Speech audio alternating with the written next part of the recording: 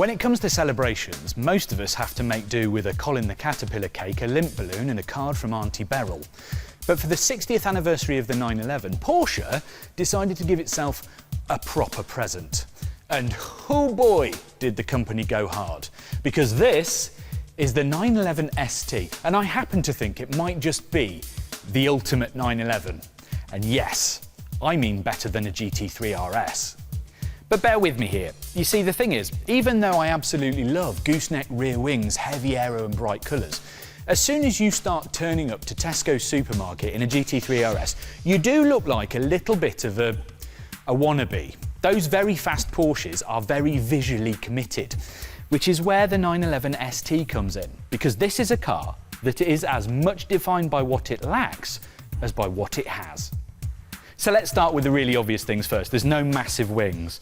Okay, so it has got a vented bonnet. There is a vent just after the front wheel arch, and there's this little Gurney flap along the back of the electric spoiler, which also doesn't raise up as vertically as on a normal 911. But generally, this is a much more subtle, intense shape than a normal GT3 RS.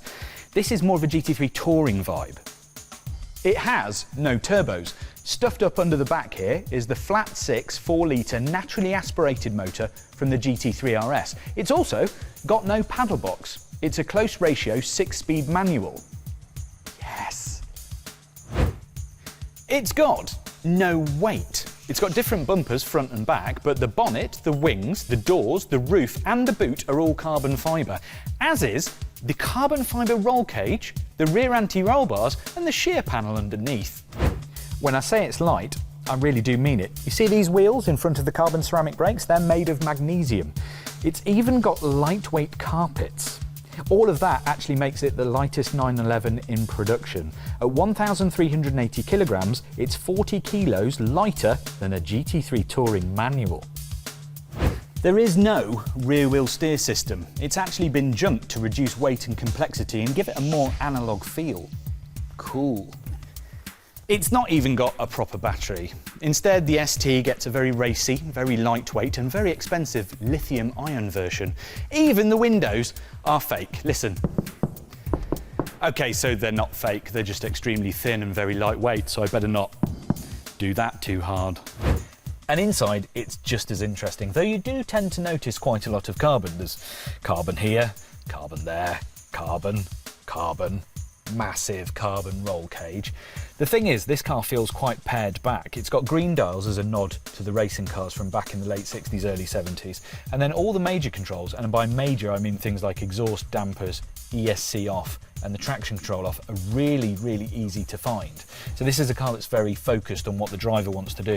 The ergonomics as well are absolutely perfect. These seats are carbon buckets and they're standard, but though you can get fat person seats as a no-cost option, but the way you sit in them, your connection to the car is absolutely spot on. And then your relationship to the pedals is direct and brilliant. The wheel is the right size and it's just in the right place. But there's a couple of very special things.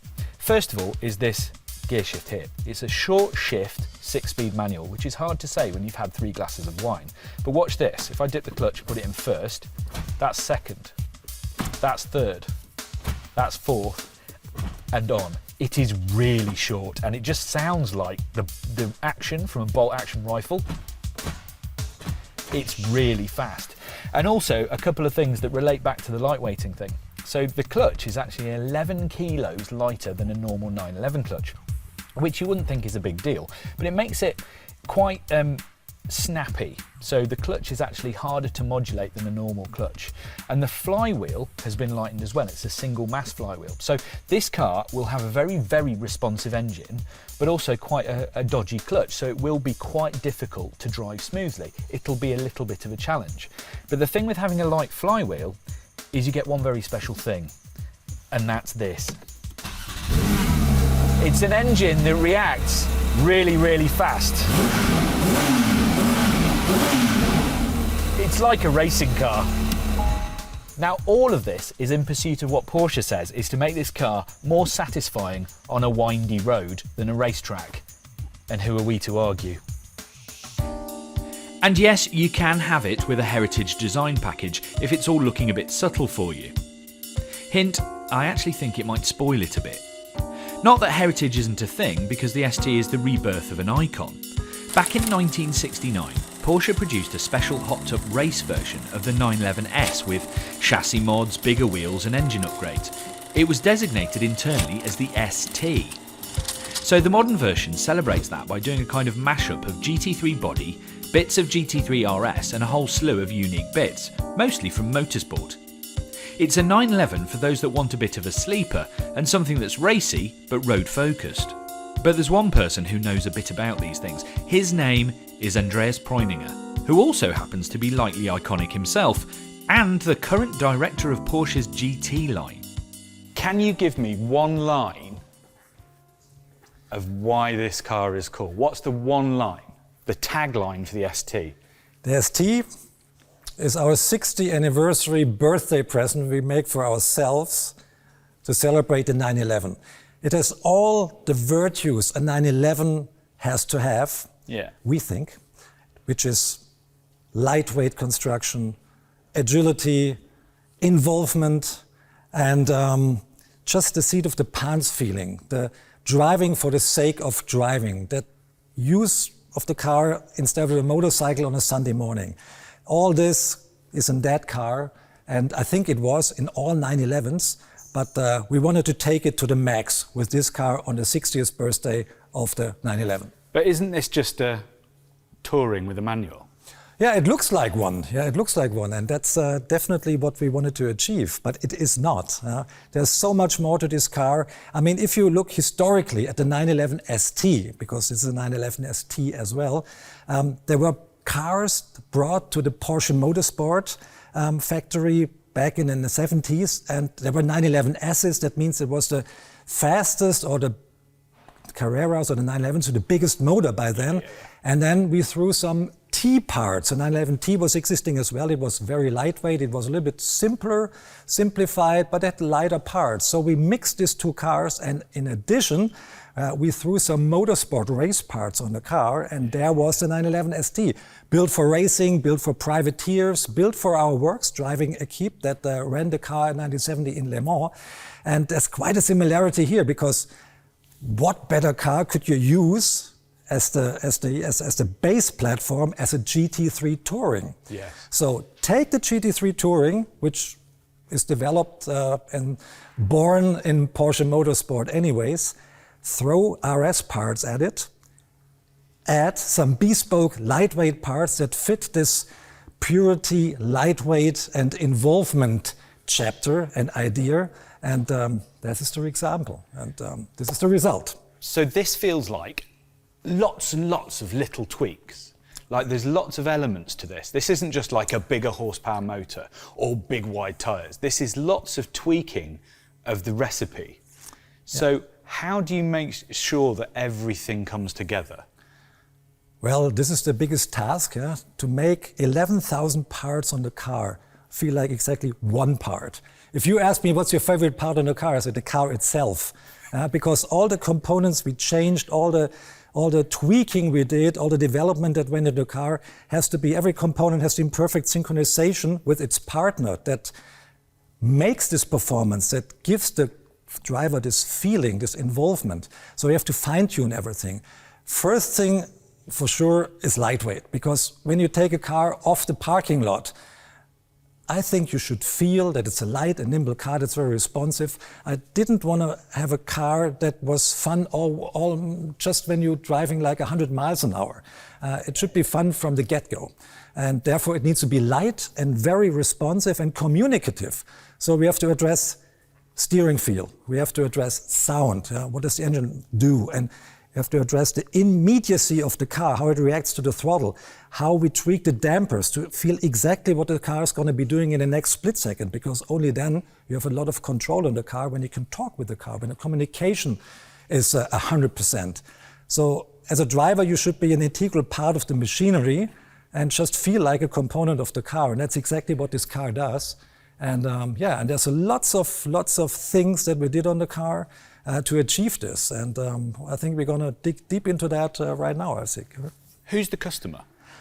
Who is the person that looks at the ST and says, that is my perfect 911? My fear is we have a lot more customers than we can supply a car for, because we're going to produce 1963, because it's the birthday of the 911, units of this one, and it addresses all the people that like the virtues a 911 stands for. Yeah?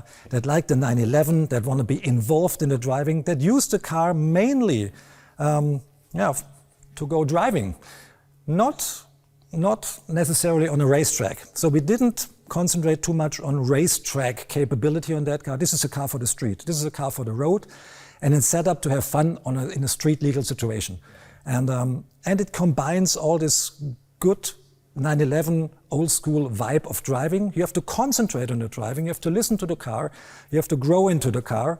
I don't want to say it's hard to drive, but you have to concentrate doing so. And I think this is the thing that stands out, and that what people want. They want to be involved in the driving. They don't want to be bored by driving a car, because there's so many fast cars out there that are maybe not as entertaining to drive as they should be. In the age of electric, and making it very, very easy to make a very, very fast car, do you think cars like this are more important to people who love driving? Oh, this is a political question. I'm happy to talk about the car. I only have my personal opinion. I think electrification is necessary. We do it at Porsche quite well. So if you want an electric car, hey, go out, buy a Taycan. It's really cool. And as much sportiness as you can have in a car. But if you just want the driving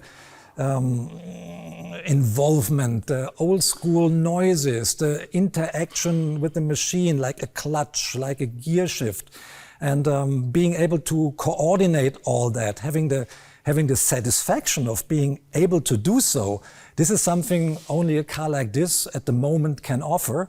And we're quite happy that we can still put a car like this on the market. So there is this possibility, and fortunately, I'm on that side of the parliament, and I'm allowed to concentrate on cars like this. And that's what I've been doing for 20 years. And I think my whole team, we know a little bit about that kind of cars. And but this might be the pinnacle of what we did so far when it comes to driving involvement, and this feeling that you don't want to get out of the car anymore once you're in it. I mean, it's not A to B. If you need to go to A to B, you're going in circles, in big circles, in a spiral all around, because you don't want to get out.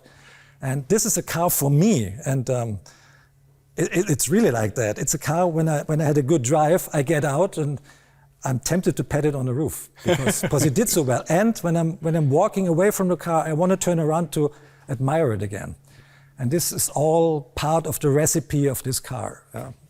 It's like, my favourite 911 ever is the 911R, which is quite a similar kind of idea.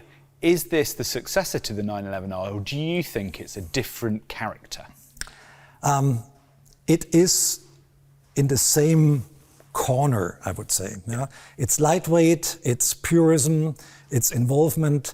So this is the R on steroids, I would say. Right. And to be honest, we didn't want to make a new R, because once you bring out a new R, there's an old R. And the R is one of my favorites as well, and I don't want any old Rs out there. Yeah. It's a 911R and it's a 991, that's fine. But this is a 911 ST, which is similar, because the recipe behind it, the strategy to strip it from everything you don't need and to concentrate on the driving and to be lightweight and to be a motorsport car derived from a GT car, is about the same league. Yeah, that's right. But we like the ST moniker as well as we like the R. Do you believe that this is the ultimate 911? Because I think it might be. I don't believe that it's the ultimate 911. I know it is the ultimate 911. For me, it is. So there you have it, from the man who should know. The thing is, the ST feels like a car that's been made more subtle but more interactive. It's more about chasing a good time on a good road than lap times on a track. Will this be the ultimate 911? Well, we're going to have to drive it to find that out. But if it's anything like my favourite 911 ever, the R, it's going to be delicious.